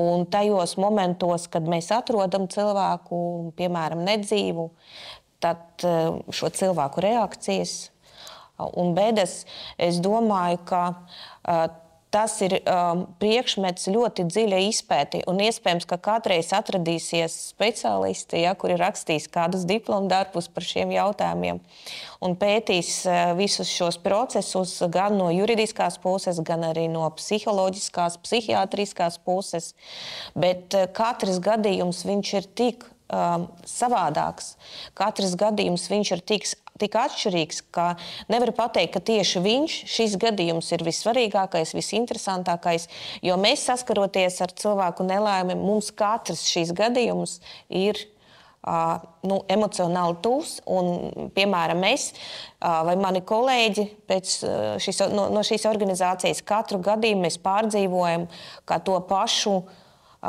sliktāku vai to pašu svarīgāko, jo, protams, nostrādājot 6, 8, 12 stundas meklēšanās pasākumā un ejot roku pie rokas ar pazudušā bērna mammu vai vai radinieku, vai cilvēku, kurš meklē māsu vai sievu, ja, un runājot ar viņu un mēģinot kaut kā noskaidrot, vienlaikus palīdzēt šim cilvēkam izrunāties un tai pašā laikā bišķiņi atstādināties no emocijām un strādāt, piemēram, ar suni, ja. Katrs šis gadījums, viņš nevar būt nesvarīgs. Labi, kāda jums bija sajūta, kad noskaidrojās patiesība par Rogovkas meitenīti? Ko jūs arī meklējāt? Ļoti skarbi. Es neteikšu, ka es šobrīd jau pārdzīvoju šo situāciju. Tas nav pirmais gadījums, kad tika noteikts, ka cilvēks, kur mēs meklējām, ir nedzīvs. Es arī pati atradu ar savām rokām, ar savu suņu ožu nedzīvus cilvēkus, un viss šis process bija manā klātbūtnē, un es arī strādājot ar saviem domu biedriem komandām, es arī atrodam, bezvēsts ir atradis 146 cilvēkus, un tas ir ļoti milzīgs skaits, zinot, cik sarežģīti un grūti atrast cilvēkus. Nē, dzīvus un nedzīvus. Gan, ja? Kopā, jā, mēs nešķirojām. Labi, bet šis Rogovkas jā, bet šis Rogovkas gadījums personīgi man bija tāds savādāks un emocionālajā ziņā ļoti smags. Jo bija uzreiz jautājumi, kāpēc ģimene pie mums nevērsās pēc palīdzības, kāpēc tieši mēs strādājam pēc valsts policijas aicinājuma. Tas jau bija pirmais tā kā zvaniņš, bet līdz pēdējām mēs negribējām ticēt, ka ģimene var būt iesaistīta. Un arī šobrīd situācija ir tāda, ka vēl mums darbojas valstī nevainības prezumcija, un laikam nebūtu īsti pareizi man šobrīd runājot šeit, teikt, ka cilvēks ir vai nav vainīgs. Bet aizdomas ir ļoti... Aizdomas ir, jā. Aizdomas ir, informācija zināma, kas ir jau oficiālajos informācijas līdzekļos izskanējusi ir, un tas tiešām ir ļoti smagi, jo man grūti pateikt, cik liela ir tā patiesība, ko viņi stāsta oficiāli, jā. Ko viņi pārdzīvoja, bet mēs rīkojam lielu masu pasākumu. Tas bija mūsu atbildības jautājums, tas kopīgi meklēšanu nodrošināja valsts policija, un ar valsts policijas svētību mēs uztaisījām šo lielu masu meklēšanas pasākumu, un mēs tajam pasākumam ļoti gatavojamies. Mums bija vairākas sapulces instruktoriem, koordinatoriem, speciālistiem, ko mēs darīsim, ko mēs tur pārmeklēsim ar kādiem rīkiem, kā mēs to cilvēku plūsmu, ko mēs sagaidām, varēsim pieņemt, piereģistrēt, kā mēs varam izdalīt, kā mēs varam grupas sakomplektēt. Tas ir liels darbs, un tas darbs mums aizņēma kaut kur 2, 3, 4 nedēļas. Ja? Kopumā tas pēdējās 2 nedēļas pirms meklēšanas pasākuma bija ļoti tādas noslogotas, un mēs pat nevarējām strādāt savu ikdienas darbu, ja, jo visas domas bija tur Rogovkā.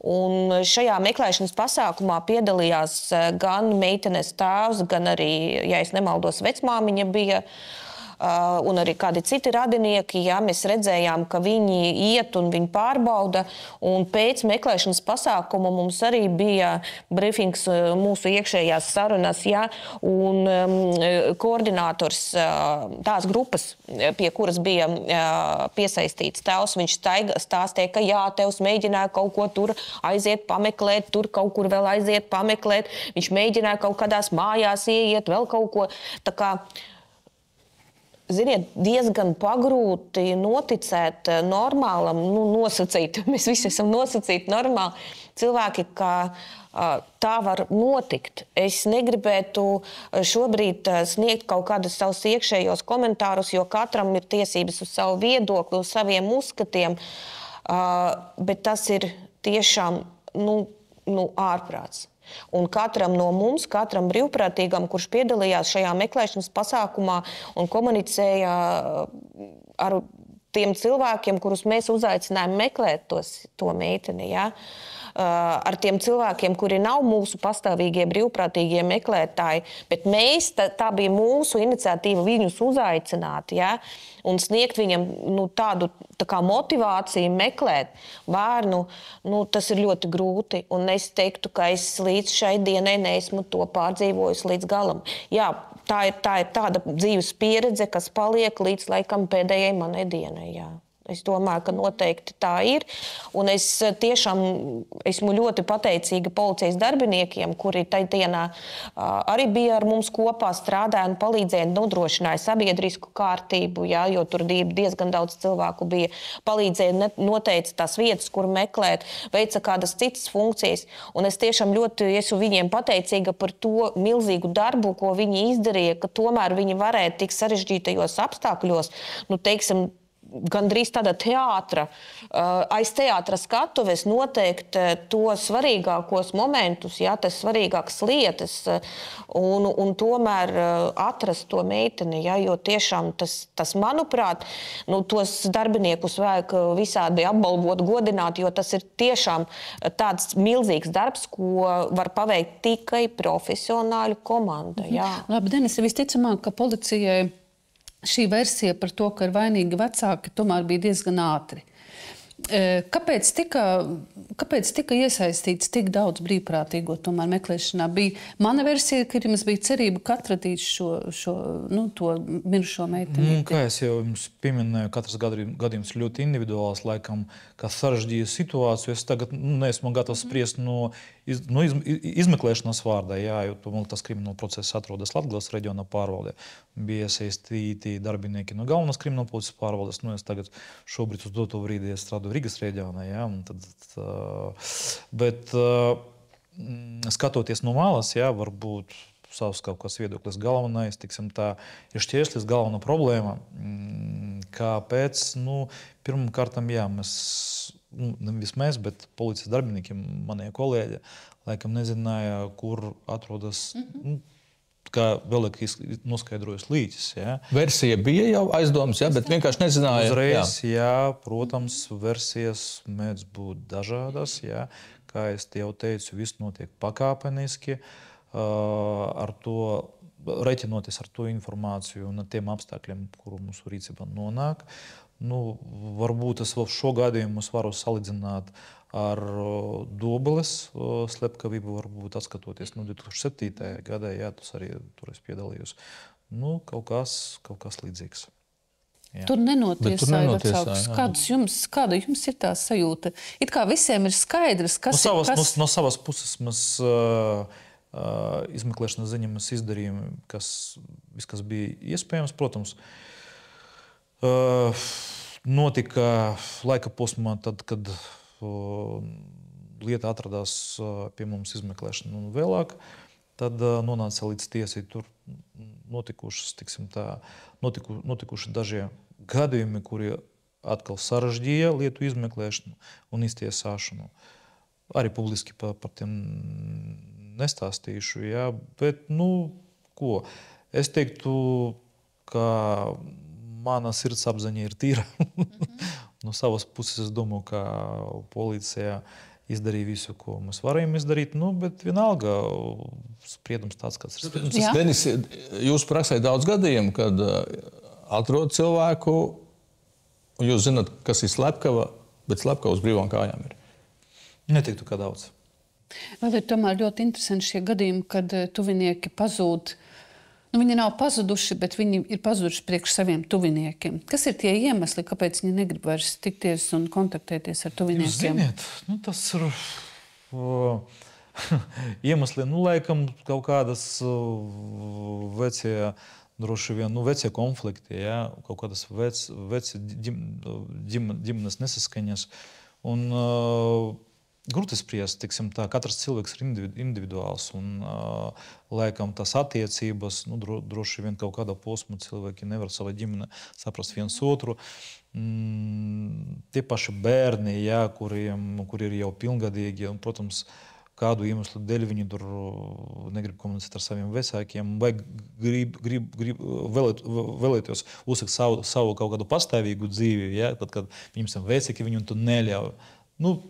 Tas, kas man, pieņemsim, atmiņā ir palicis, ar ko es pats personīgi saskāries, tad, kad vienkārši pilngadīgs bērns, viņš ir tik noguris no mātes uzmanības, tad, ka vienkārši negrib, grib dzīvot patstāvīgi savu dzīvi, ja, pieņemsim, aizbraukt, pamēģināt savus spēkus kaut kur ārzemēs darbos. Un, protams, kognitīvi vecākiem, mātei, tēvam, jebkuram tuviniekiem, viņam ļoti grūti to pieņemt, ja, ka kāds tuvinieks negrib par viņu komunicēt. Viņš to pats nesaprot, ka viņš pārāk uzstājīgs, ja, pārāk varbūt, izrada savas emocijas tam citam, kurš to vienkārši negrib pieņemt. Vienkārši grib dzīvot savu dzīvi, un tad, kad viņš to varēs, pieņemsim, apstākļi pamainīsies, ja, iegūs kaut kādu savu dzīves pieredzi. Protams, viņš atgriezīsies. Bet jūs tiem vecākiem pasakat, ka viņš ir dzīvs? Jā, obligāti mēs viņam paziņojam, ka šai personai nedraud kaut kādi draudi dzīvībai un veselībai. Un, protams, mēs viņam paziņojam.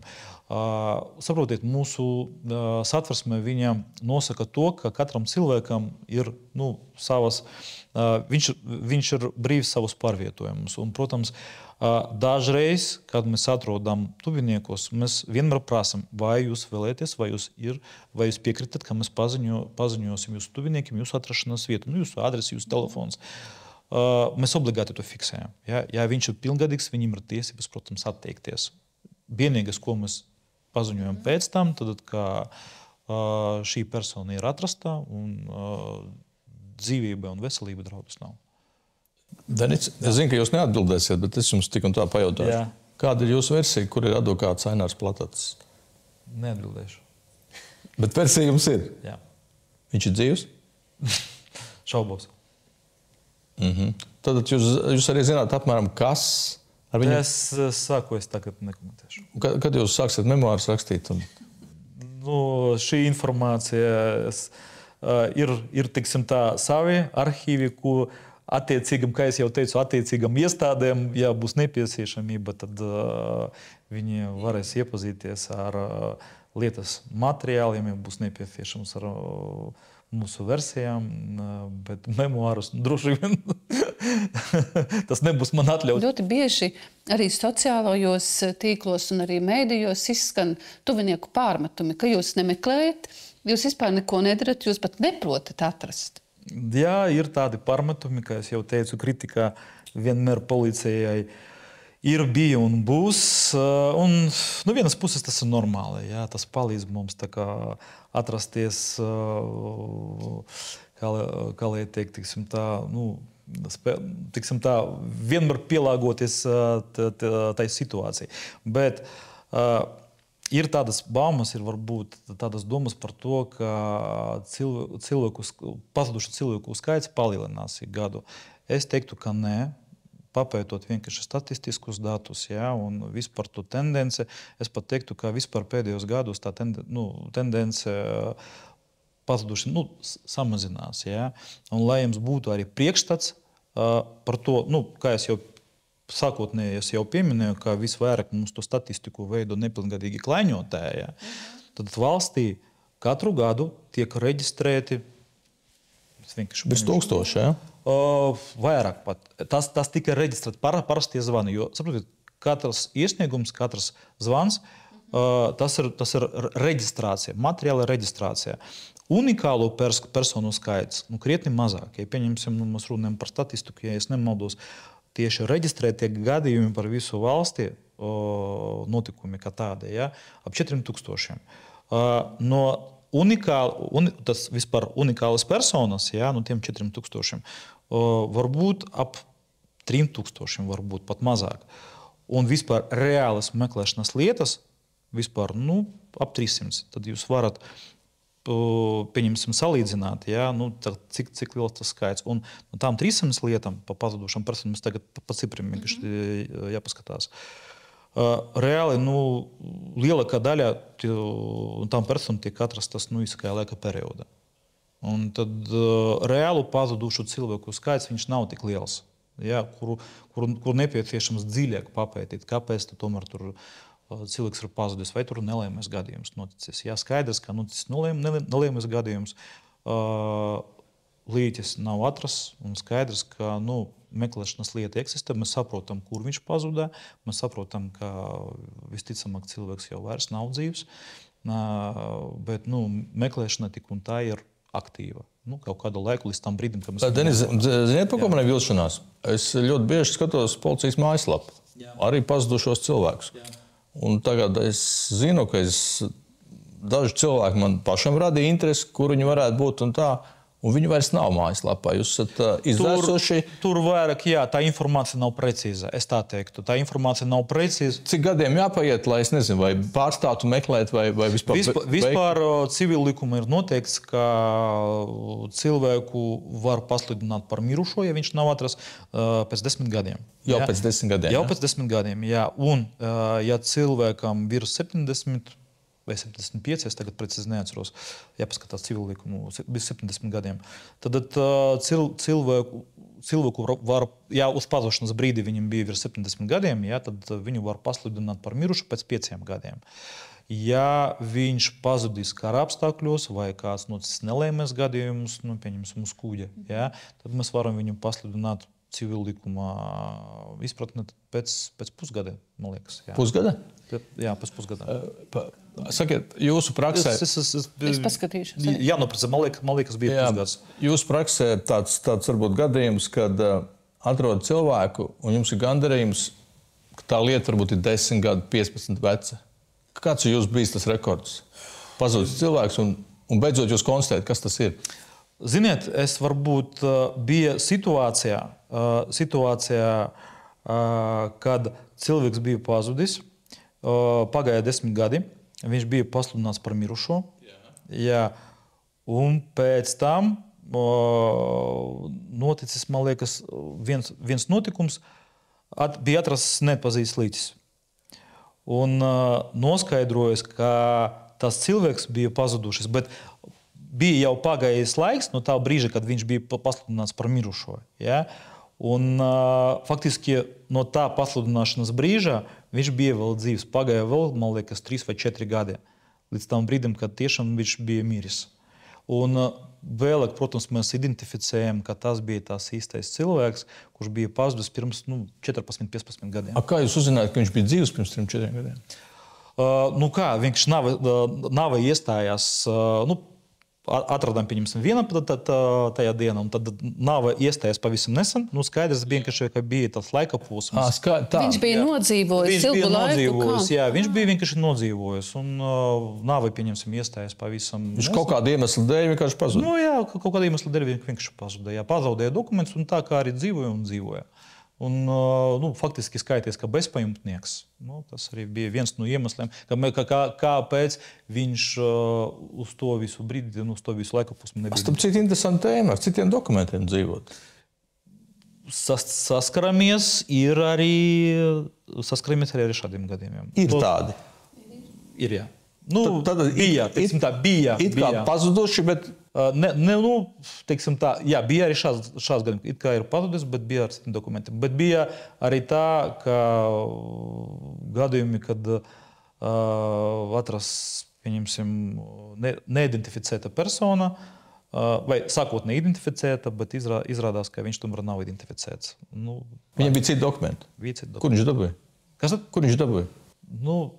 Tas vēl precīzi, objektīvi vēl nav noskaidrots. Bet tādā gadījumā ir iespējams, ka arī rusiņš ārzemēs dzīvo ar citiem dokumentiem. Šo es arī negribu spekulēt par šitiem. Tagad arī viss kaut kas var notikt.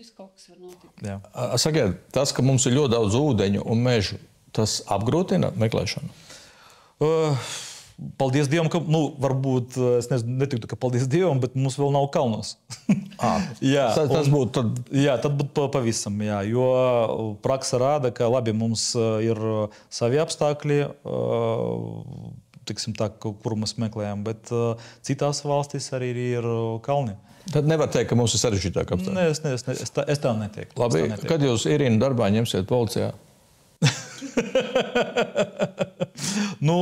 Faktiski var tā teikt, ka viņa jau strādā. Jau strādā. Man liekas, ka viņa būtu ļoti labs darbinieks īstenībā. Viennozīmīgi. Viņa ir apzinīga, viņa deg par to lietu. Jā. Vienīgais, ka varbūt jums sāk par to naudu maksāt, tad jūs kaut kā varbūt savādāk. Noteikti, kad valsts policija saņems finansējumu tādu, kas varēs atļauties darbiniekus, kuri deg vairāk par pašiem policistiem, jo es tiešām nevaru pārmest tie policisti, kurus es zinu, viņi arī deg ar savu darbu. Jā, tā, lai es varētu sev atļauties tik dārgus hobijus kā brīvprātīgais darbs, kuru es noteikti kādu vēl sev citu atradīšu. Nē, noteikti mēs nevēlamies būt policijas daļa. Ja? Tas, kas šobrīd ir, kā mēs esam brīvprātīgi, mūs apmierina, jo tas dod mums zināmus arī plusus. Ja? Tas nav mīnus, ka mēs neesam valsts policijas iestādes. Pirmkārt, mēs varam ar šo lietu nodarboties pēc savas pašas iegribas. Un kā mēs izsacinājām un kā mums teica daži arī policisti, tad dažreiz brīvprātīgi dara savu darbu nevis apzinīgāk, ja es tā neteiktu, bet bišķiņ degošāk nekā paši policisti, kuri arī zināmā mērā izdeg ar laiku. Ja? Jo man liekas, ka policistiem noteikti vajag teikt, ka mēs viņus novērtējam, ka viņi mums ir vajadzīgi un to darbu mēs arī novērtējam. Jo, kā es jau teicu, nav tā kā cilvēki skrien strādāt uz policiju. Kaut gan šis darbs ir interesants un ir daudz cilvēku, kuri varētu iespējams būt labāki policisti nekā Irīna vai kādi citi cilvēki. Ja? Man patīk, ka es varu mainīt savu profesiju un kvalifikāciju, būdama brīvprātīgā vienā vietā. Es esmu viens speciālists, citā vietā es esmu cits speciālists. Es varu realizēt savas kaut kādas lietas, kas man patīk. Ja, jo es esmu pēc otras profesijas kinologs, un es esmu tās kinologs, kas ir ieguvis gan izglītību, gan arī vairākus kursus izgājis, gan arī dabūjis starptautisko akreditāciju kā kinologs. Tieši glābēja kinologs, ja, kinologs glābējs, jeb kinologs meklētājs. Un tas arī man ļoti patīk, ja, bet arī mana profesija, kas dod man iespēju pelnīt tik daudz naudas, cik man ir nepieciešams, lai es varētu būt brīvprātīgais, ja? Šai profesijai es arī esmu ļoti pateicīga. Tas nozīmē, ka jums vajadzīgi naudīgi cilvēki. Katram cilvēkam ir vajadzīga nauda, un es domāju, ka tas nebūtu pareizi teikt, ka es esmu gatava iet uz veikalu un paņemt maizi tur bez maksas. Ja? To maizi man veikalā neviens bez maksas nedos. Tāpat arī, kā ar Bezvēsts LV, ar darbu šajā organizācijā, jo viss tas, ko mēs darām, tas ir mūsu pašu naudas ieguldījums. Jā, protams, ir sponsori, ja, kas mums palīdz iegādāties kaut kādus tehniskos resursus. Pārsvarā tas ir vienmēr mērķa dotācija, ka mums ir vajadzīgs kaut kāds konkrēts aprīkojums, un šim konkrētajam aprīkojumam tiek dota nauda. Ja? Vai tā ir apdrošināšana, ja, kad ir nepieciešams apdrošināt brīvprātīgos, ir nepieciešams apdrošināt iekārtas, dronu, kvadriciklu, mašīnu, ir nepieciešams apdrošināt mūsu suņus. Ja? Tā kā, protams, mums ir sponsori, bet pārsvarā tā ir mūsu pašu nauda, ko mēs paši pelnam. Ja? Ja man ir nepieciešams aizbraukt, mēs paši braucam. Pēdējā laikā mums palīdz arī ar degvielas iegādi. Ja? Mēs paši iegādājamies sev iekārtas formas, mēs paši barojam savus suņus, mēs paši maksājam par apmācību. Mūsu pašu, piemēram, nīrēja arī paaugstina kvalifikāciju. Kaut gan arī bija valsts projekts, kad tiešām mums finansēja un palīdzēja arī to izdarīt. Tā kā pārsvara tā ir mana nauda, un ir jābūt vietai, kur man šo naudu var legāli dabūt. Starp citu, jums aizsardzības ministrija dronu uzdāvināja? Jā, mums aizsardzības ministrija iegādājās Latvijā ražotu dronu. Diezgan dārga iekārta, kas palīdzēja atrast cilvēkus. Jau palīdzēja atrast cilvēkus, un mēs ļoti aktīvi dalāmies arī sociālajos tīklos ar šo informāciju. Ir mums iegādāta laiva, liela laiva, tas ir glābēja kūteris, ja, ko arī mums palīdzēja iegādāties sponsoru kompānija. Un tas ir speciālais kūteris ar novelkamo to dibenu, ja, kas ir domāts speciāli nīrēju darbam. Jā. Un tur var arī suņus turēt, ja suņi tiks apmācīti noslikušo cilvēku meklēšanai. Ja. Tā kā mums ir diezgan nopietni resursi, protams, mums arī resursu trūkums, ja, piemēram, zemūdens, dažādas aparatūras trūkums, un tā aparatūra ir ļoti dārga, 30 vai 35 000 eiro maksā. Tā ir taisnība, ka jūsu organizācija no Baltijas ir labākā, stiprākā un labākā? Cik man ir zināms, es nevaru vērtēt labāka, jo tas ir tā ļoti nekorekti būtu vērtēt, cik labāka, cik viņa vērtīgāka, ja? Bet resursu ziņā, protams, ne tikai Baltijā, bet arī Eiropā lielāka vai viena no lielākām privātajiem uzņēmumiem. Pat Eiropā viena no lielākajiem. Bet jums vēl var nākt brīvprātīgi, var vēl Protams, jā. Mēs vienmēr esam atvērti, jā, bet mums ir diezgan lielas striktas prasības šobrīd brīvprātīgiem, jo, kā jau bija pieminēts, mēs diezgan aktīvi palīdzam valsts policijai un katru brīvprātīgo mēs uzņēmām, protams, ar lielu prieku un ar laimi, lai cilvēks varētu mācīties un palīdzēt mums, bet šis te darbs ir saistīts ar pārbaudēm, ko mēs paši daram. Jā. Mēs novērtējam cilvēka darba spējas, cik viņš ir vērtīgs kā konkrēts profesijas pārstāvis vai cik viņš ir vērtīgs speciālists, reputācijas ziņā, jā, kā viņš uzvedās, to skaitā arī sociālajos tīklos. Jā. Mēs to visu ļoti rūpīgi pārbaudam un novērtējam, cik šis cilvēks mums, vai mēs varam atļauties šo cilvēku paņemt savā komandā un piebiedroties. Tā, protams, mēs katru sagaidām. Ja? Mēs apmācām bez maksas mūsu brīvprātīgos, un šīs mācības ir diezgan nopietnas. Ja? Arī policijas pārstāvji ļoti aktīvi mums palīdz un apmāca mums, ja? Sniedz mums visādu atbalstu meklēšanas pasākumu organizācijai. Tā kā jā, bet tam visam ir vajadzīga nauda, un to naudu kaut kur vajag ņemt. Jā, līdz ar to nav tādas izējas, ka mums ir jāstrādā kaut kādos amatos, un cik es saprotu, ir tāda, var tādu korelāciju, kā paņemt, ja? Jo nopietnāks cilvēks ir savā darba amatā, jo viņš ir lielāks speciālists, jo viņš ir vērtīgāks speciālists savā darbā, jo viņš tikpat vērtīgs ir mums, jo pārsvara cilvēki pārliek to savu iekšējo atbildību, disciplīnas sajūtu, un mēs ar katru no mūsu brīvprātīgiem lepojamies, mēs cenšamies šo komandu turēt kopā ar dažādiem pasākumiem. Protams, nav tā, kā mēs skrienam, un ja cilvēks ir izdedzis vai viņam ir mainījušies apstākļi, dzīves apstākļi, mēs viņu neturam un nekad nemūžam. Tā nav sekta, ka mēs gaidam un turam cilvēkus kopā. Ja? Bet, ja cilvēks ir motivēts, ja viņš ir aktīvs un ja viņš ar savu darbu var pilnvērtīgi, profesionāli, kvalificēti mums palīdzēt meklēt pazudušos cilvēkus, tad jā, protams, mēs ar šādu cilvēku lepojamies un mēs viņu novērtējam kā speciālistu. Mēs cenšamies kaut kādas dot mūsu iespēju robežās kaut kādas priekšrocības vai arī kaut kādu palīdzību. Tā kā mēs tiešām ļoti novērtējam. Es tieši gribēju jautāt, domāju to kā pēdējo, vai mēs varam nākt palīgā. Jums tā tad ir skaidrs, kā varam nākt. Kāda sabiedrība var palīdzēt policijai brīžos, kad ir kāds pazudis? Vai tas, ka mēs šērojam ierakstus, ka kāds ir pazudis, vai tas jums palīdz? Vispār jā. Es varu pieminēt vienu no gadījumiem, pazudis mums viens nepilngadīgais. Arī 1,5 vai 2 gadus atpakaļ, vienkārši tas kaut kā ir palicis atmiņā. Un iemesls, vienkārši bērns bija iekāpies nepareizajā autobusā.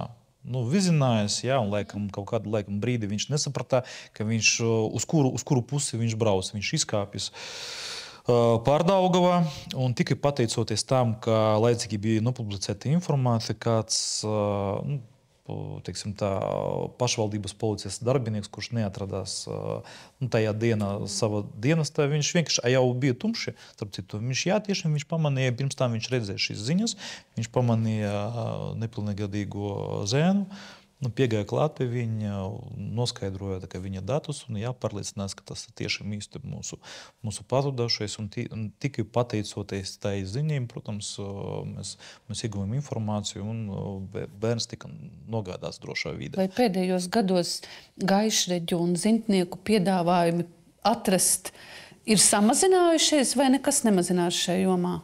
Tas viss atkarīgs, saprotiet, viss atkarīgs no tuviniekiem, jo policija pie viņiem, pie zilniekiem negriežās. Jā.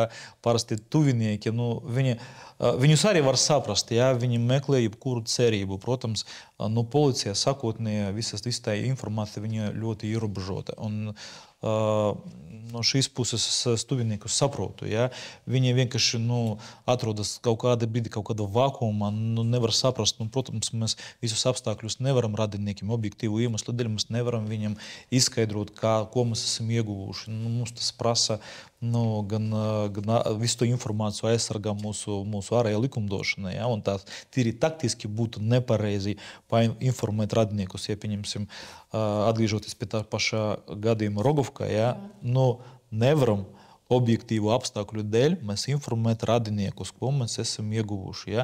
Jo mēs pēc tam nevaram nokontrolēt, ja, cik tālu tā informācija aiziet. Un, protams, tuvinieki, atgriežoties pie jūsu jautājuma, meklējot jebkuru iespēju, viņi griežas arī pie zilniekiem, ja, lai jebkādu informāciju iegūtu. Es tā teiktu, ka šī informācija, tad, kad viņi pēc tam sāktu publicēt, atkal medijos, ja, sociālajos tīklos, tad šīs moments policijas darbu apgrūtina. Es nolasīšu vienu fragmentiņu. Klubā bija raksts par jūsu šefu Faminska kungu, ja? Un viņš teica tā, šajā saistībā. Sākumā centāmies sadarboties arī ar ekstrasensiem, taču viņi tā arī nepalīdzēja atrast nevienu cilvēku. Tāpēc vairs nesadarbojamies un neiesakām to darīt citiem. Jā, tā ir taisnība. Jā, tā ir taisnība. Vienā brīdī Bezvēsts LV bija tāda pieredze, ka mēs klausījāmies, ko saka cilvēki, kuri sevi dēvē par ekstrasensiem vai gaišreģiem. Bet pa visu šo laiku nebija neviena gadījuma, kad viņu ieteikumi būtu apstiprinājušies pilnībā vai daļēji.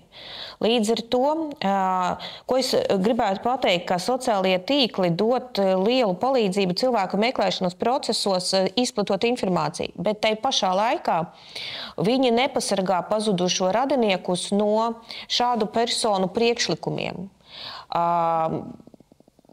Es ļoti bieži saskaros ar to, ka paši radinieki saka, ka man raksta privātajās ziņās, ja, messengerī vai vēl kaut kur, ja, lūdzu uzrakstiet man ir informācija, man ir tas, un viņi mēģina iesaistīties šajos procesos, viņi sniedz kaut kādus solījumus radiniekiem, ja, ka viņi kaut ko zina, kaut ko prot, bet kā es jau teicu, biedrība ir dibināta 2009. Gadā. Šobrīd mums ir 23. gada decembris.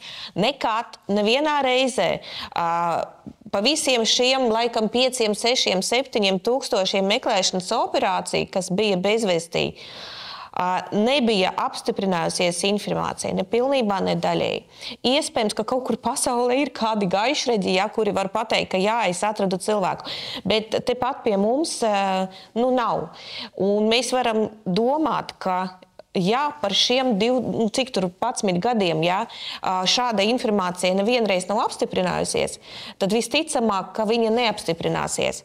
Bet tas tērē cilvēku emocionālo enerģiju, ja, cilvēku, kurš jau ir bēdā, nelaimē, un rada viņam kaut kādas veltīgas cerības un nedod Dievs vēl liek viņam maksāt naudu par šiem pakalpojumiem.